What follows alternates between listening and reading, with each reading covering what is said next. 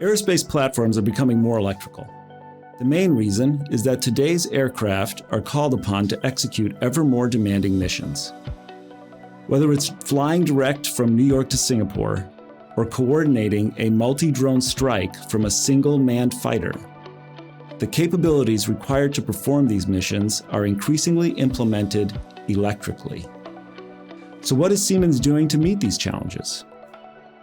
Siemens' Capital suite of electrical and electronic system development tools delivers the electrical model-based enterprise. It provides an environment where systems, electrical, network, electronic, software, and mechanical engineers can all collaborate together within a lifecycle framework. This framework spans the domains of platform electrical system definition, design, manufacture, and sustainment.